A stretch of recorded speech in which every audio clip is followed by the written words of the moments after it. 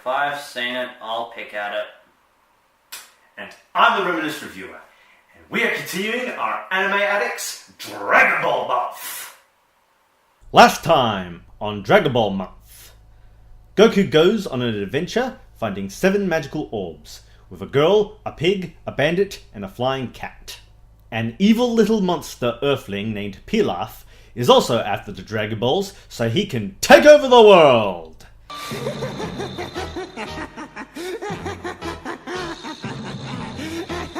But his plan gets foiled by the pig and Goku turning into a giant ape monster. Then little Goku and Krillin train their butts off. Then they compete in a tournament. And near the end, Roshi blows up the moon. So, with that out of the way, here's the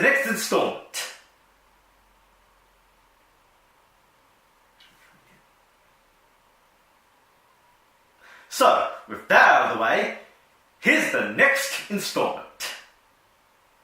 We begin the story with another quest to find the Dragon Balls.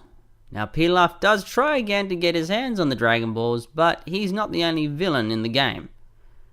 Introducing a new saga, the Red Ribbon Army.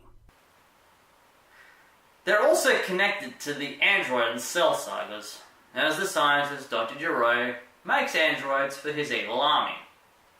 The Red Ribbon Army is a paramilitary crime organization who are bent on, you guessed it, taking over the world.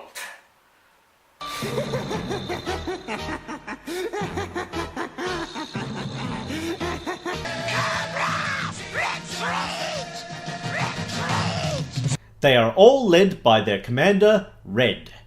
And even though he comes off as a James Bond villain, let's face it, he ain't Pilaf.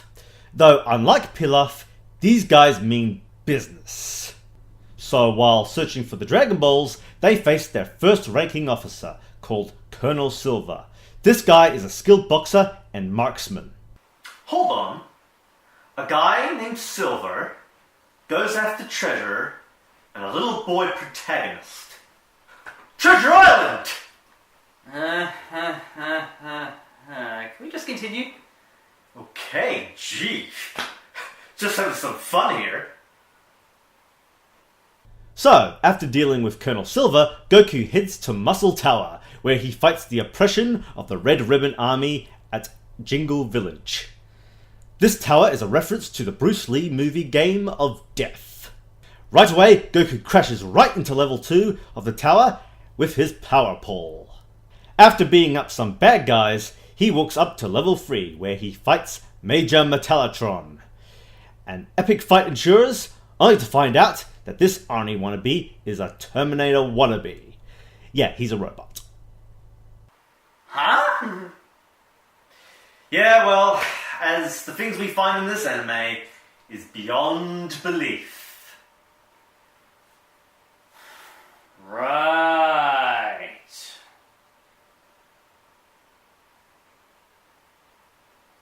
Then up to level 4, where he fights ninjas. After fooling around with the main ninja named Murasaki, aka Sergeant Major Purple, he sends in an android to take on Goku, but the android doesn't want to. Android 8, aka Ater, takes out the ninja. Goku and Ater head to the top of the tower, then they wind up down a level and face the evil Bion. What's a Bion? That's a Bion. The Bion is a giant, round-bellied pink monster that lives inside Muscle Tower. Owned by General White, he also is a tenant of Muscle Tower's 5th floor, only accessible by a trapdoor on the 6th. This creature is seemingly indestructible. It also shoots electrical blasts from its antennae, but he is highly vulnerable to the cold. After beating the Bion, Goku and Android 8 walk back up to face General White, and White fights dirty, such as grabbing Goku's tail, or threatening to kill the village chief, or shooting Goku in the back of the head. Holy crap! He killed Goku? I know, right? Well, actually, he's still alive. Fixed skull and all that. Ah. Of course, Ater doesn't know that. And with that, Ater punches General White so hard, he is smashed straight out of Muscle Tower's brick wall and into the sky. And with that, the tower is down, the village is saved, and so is Ater. Do we have to summarize all of this? I mean, it's utterly pointless. I mean, this anime is good, but... Ow! What did you do that for? Unclench those fists. I am really sick and tired of your crap, and I am not letting you continue your bitching for the rest of this review. I'm not bitching. You just kept being fixated on it. Gee, I wonder why. Maybe it's because that's what we're reviewing today. Dude, you just kept praising it like it's a god. This ain't church, you know. As opposed to you treating animes like garbage. What, no answer? Did it ever occur to you that maybe you're just not used to hearing those things and it just comes off that way? No, I just warn people about which animes to stay away from. If an anime won't broke, don't fix it. Look, we are reminiscing about it, which is, by the way, my job description. Man, why do you have to poo-poo everything? Can't you just enjoy the classics without whining like a little... Ah! You irritate me sometimes. Why do you have to poo-poo everything? Can't you just enjoy the classics without being a whiny little emo? Okay then, you take over while I'll take a dump. Good, you do that.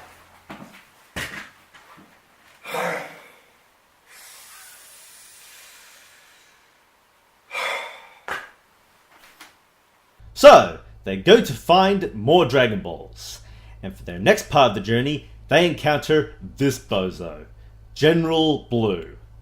He is a vain, psychotic, and resembles a Nazi, or Hitler's youth to be more exact. Heck, he kills his own men just because they pick their noses. So unforgivable? Is that like breaking a commandment? Did God say to Moses, thou shalt not pick? What a nut job! He really is a Nazi!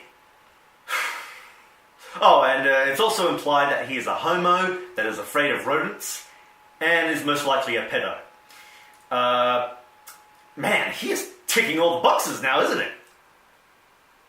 As Goku and his friends use a submarine to enter an underwater cave, and avoiding a bigger submarine with missiles and torpedoes, they reach to the end of the underwater cave, which leads to a hidden underwater and underground pirate base.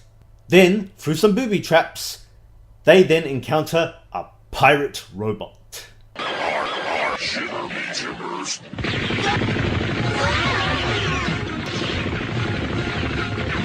After taking down some sea creatures, they finally find the Dragon Ball. Then Blue shows up and it's revealed that he has telekinetic abilities.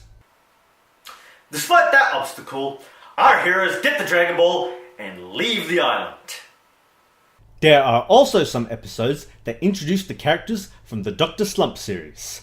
General Blue manages to find his way around the place, and we have this little pedo innuendo. Then later, he gets his ass kicked by a little robot girl. So, after the blunder that is Blue, Red hires a hitman called Mercenary Tao. Or as I like to call him, Mercenary Tao. This guy is one nasty badass.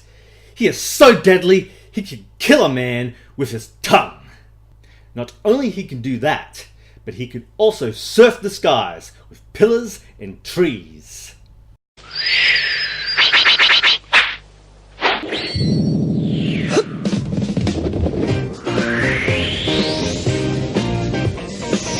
Tao right away reaches his destination, where he kills a Native American and kills Goku. Or so he thinks. You see, Goku survives with the help of the Dragon Ball.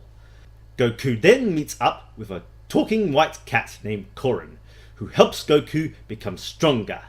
He's also the guy who supplies senzu beans. He's also the guy who sends you beans. After Mercenary Tao takes a break, it's round 2 for Goku and Mercenary Tao. And Goku is getting the upper hand. Seeing that he is no match for Goku, Tao pretends to surrender, tricking Goku for a split second. While Goku is talking to the Native American son Upa, Tao throws a grenade at Goku, whose back is still turned. Tao then jumps high into the air to avoid the explosion. But Goku kicks the grenade back at him, which detonates and seemingly kills the assassin. Seemingly being the key word.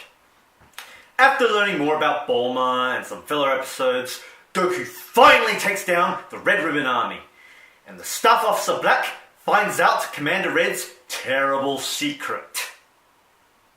He's a Nazi! Get him! Nah! We later find out that Commander Red wants the Dragon Balls so he can be taller.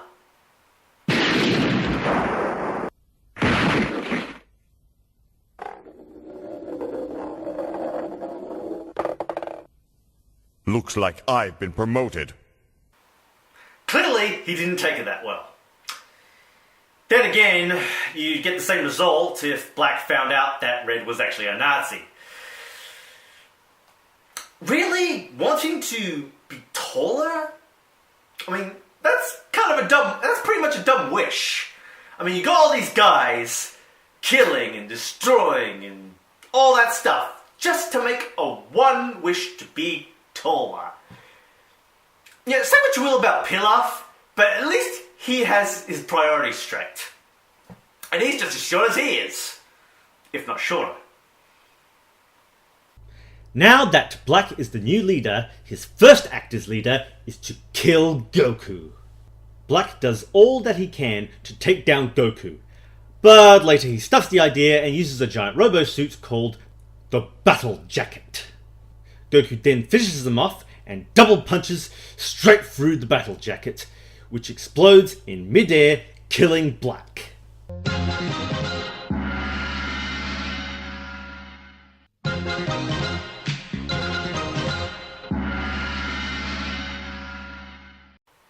After taking down an entire army, our heroes try to find out where the last Dragon Ball is.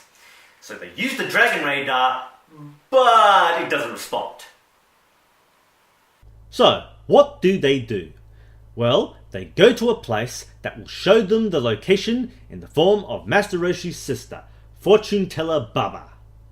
But it doesn't come cheap. The offer is 10 million zeni, or fight her 5 otherworldly warriors. So our heroes fight these monsters. The 5 contenders are Fangs the kickboxing vampire, See-Through the invisible man, Bandages the mummy, Spike the devil man, and Gohan's ghost. After fighting all of the ghouls, Baba uses her crystal ball to reveal to where the last Dragon Ball is. And Pilaf has the Dragon Ball, and it's in a Dragon Radar proof box. So, Goku takes on the Pilaf gang and their 3 mech robots. They try to grab Goku's tail, but that backfires, as well as the missile that they use on Goku. Now that all 7 balls are gathered, they revive Bora, the Native American guy, from the dead. Goku is then given an assignment by Roshi to go out on a training quest. Basically, with a lot of filler, people to save, friends to make, and fighters to fight. Well, so far so good. The Red Ribbon Army saga has some very good stuff. Lots of fights, adventures, and mercenary Tao. And the other saga, though a lot of filler, it's still enjoyable. Next time on Dragon Ball Month, Goku heads to another tournament facing new opponents and making new friends. And Goku faces his most dangerous enemy yet. I'm the Reminisce Reviewer, and tune in to see the conclusion of Dragon Ball Month. And I'm the anime analyst. If I've seen it, I'll pick at it. Small things really do amuse small minds. What was that?